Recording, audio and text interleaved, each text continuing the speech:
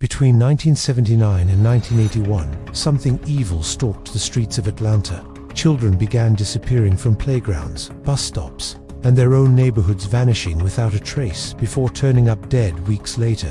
By the time it was over, at least 29 young lives had been lost. A city lived in terror, and one man sat behind bars. But here's what will shock you. Nearly 4 decades later, many believe the real killer was never caught, and the truth about what happened during those horrific 2 years remains buried beneath layers of politics, desperation, and unanswered questions. July 28, 1979, 14-year-old Edward Hope Smith left his home in East Point, Georgia, to go skating. He never returned. 4 days later, his decomposed body was found in the woods, a single gunshot wound to the head. It should have been just another tragic headline in a struggling city.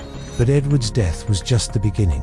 2 weeks later, 13-year-old Alfred Evans went missing on his way to the movies. His body was discovered, strangled in a wooded area. Then came Milton Harvey, age 14, found dead after disappearing from a local housing project. The pattern was unmistakable. Young African-American children were being systematically hunted in Atlanta. What made these murders particularly terrifying was their precision. This wasn't random violence, it was calculated. The killer knew exactly how to lure children away from safety and dispose of bodies to delay discovery. Each death transformed Atlanta's tight-knit African-American community into a powder keg of fear. By early 1980, parents were walking their children to school in groups. Playgrounds sat empty. The normal sounds of childhood laughter were replaced by eerie silence. Atlanta, a city that prided itself on being too busy to hate, was learning that some forms of evil transcend all social progress. The killer was accelerating, becoming bolder, and the body count was climbing toward numbers that would make this one of the most notorious cases in American history. As 1980 progressed, the murders took on an almost mechanical rhythm. Angel Lanier, 12 years old, disappeared while doing laundry. Jeffrey Mathis, 10 years old, vanished while playing in his yard. Earl Terrell, 11 years old, went to buy groceries and never came home. Each disappearance followed by the grim discovery of another small body, another shattered family. The media dubbed it the Atlanta child murders, but that clinical term barely captured the psychological warfare being waged against an entire community. This wasn't just about individual victims, it was about terrorizing every African-American parent in Atlanta. The killer seemed to understand exactly how to maximize fear, targeting the most vulnerable, operating in broad daylight, leaving just enough evidence to prove that deaths were connected, but not enough to lead to an arrest. Local law enforcement was overwhelmed. The Atlanta Police Department found themselves facing a predator unlike anything they'd encountered. Each new victim brought more pressure, more media attention, and more desperate families demanding answers that simply didn't exist. But here's what most people don't know. The FBI was watching from the beginning, documenting the pattern and conducting their own investigation. They suspected these murders might be connected to Atlanta's changing political landscape and the city's emergence as a symbol of black political power in the South. The summer of 1980 became the summer of fear. Children who had once roamed freely were now prisoners in their own homes. The killer had successfully transformed an entire city into his hunting ground. By fall 1980, the Atlanta child murders had become a national obsession. The FBI officially entered the case, establishing a joint task force that combined local police, state investigators, and federal agents in an unprecedented collaborative effort. The investigation revealed disturbing patterns beyond simple serial murder. Many victims showed signs of extended captivity before death. Some bodies showed evidence of sexual assault. Others had been moved multiple times before disposal. This wasn't disorganized. Killing it was methodical operation by someone with knowledge, resources, and sophisticated understanding of law enforcement procedures. The breakthrough came unexpectedly.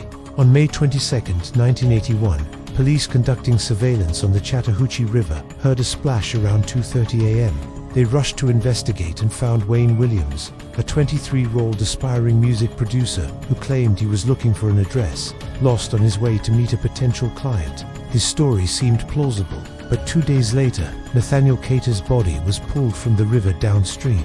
Suddenly, Wayne Williams went from witness to prime suspect.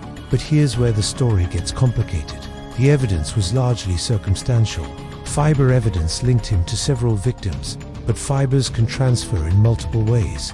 Witnesses placed him with some victims, but eyewitness testimony is notoriously unreliable. The prosecution's case relied on probability and pattern recognition rather than definitive proof. Even more troubling were questions investigators never adequately addressed. How could one young man commit such sophisticated crimes?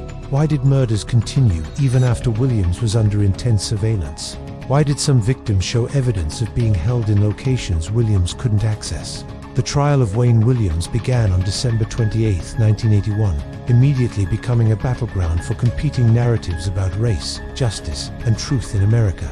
The prosecution painted Williams as a frustrated young man who targeted children because they were available and vulnerable. The defense argued that Williams was being scapegoated to close an embarrassing case. The evidence was a mix of cutting-edge forensic science and troubling gaps. Fiber analysis showed carpet fibers found on several victims matched those in Williams' home and car. But the defense argued these fibers were so common that thousands of Atlanta residents could have been linked using the same standards. More damaging were witness testimonies. Several people claimed to have seen Williams with victims shortly before their disappearances. But under cross-examination, many witnesses admitted uncertainty, changed details, or revealed they had been influenced by media coverage. The most shocking aspect was what wasn't presented: evidence of other potential suspects. The prosecution focused exclusively on Williams, while largely ignoring leads pointing to other possible perpetrators. Years later, investigators revealed they had developed profiles of at least 3 other suspects who were never seriously investigated.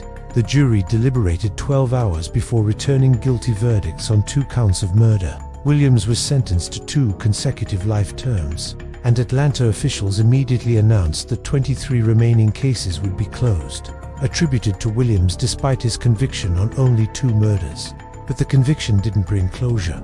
Too many questions remained unanswered. Too many families felt justice had been sacrificed for political expediency.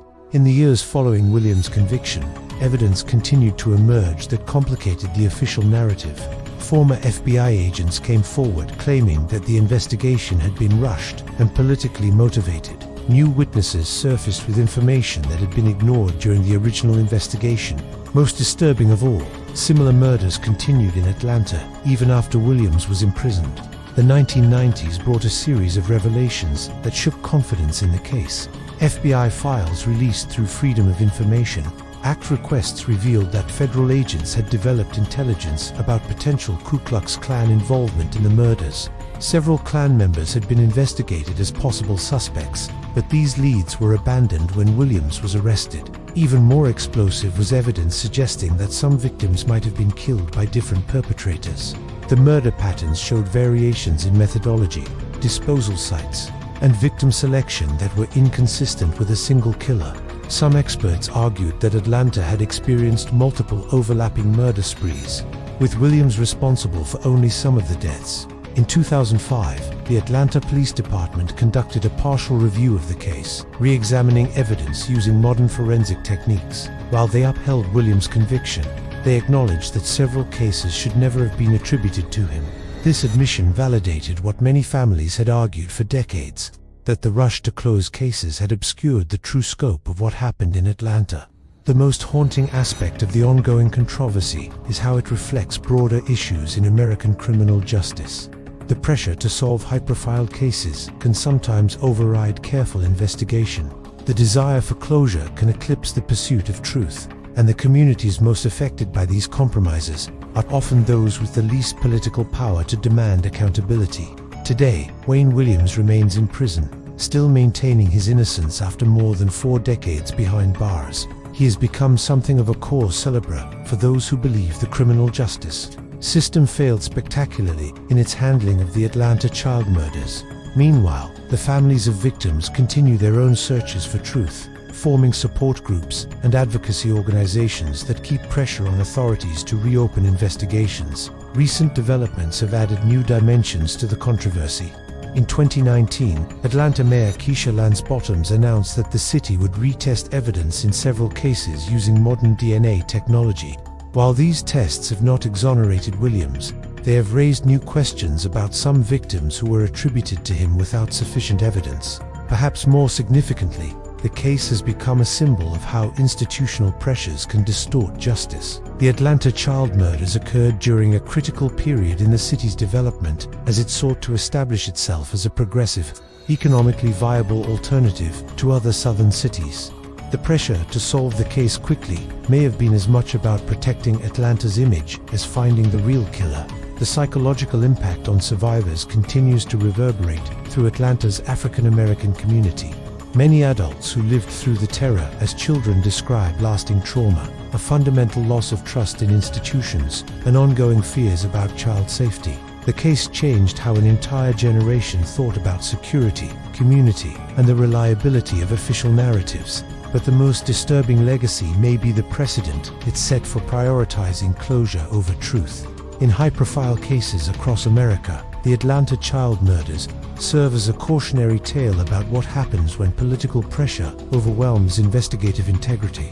The Atlanta child murders case haunts us not just because of the innocent lives lost, but because of the questions that remain unanswered. Was Wayne Williams a serial killer who preyed on Atlanta's children, or a convenient scapegoat who allowed the real killers to escape justice? Did political pressure to solve the case override the careful investigation that 29 murdered children deserved? These questions matter because they speak to fundamental issues about justice, truth, and how we protect the most vulnerable members of our society. 43 years later, the case continues to challenge our assumptions about law enforcement, media coverage, and the complex intersection of race and justice in America.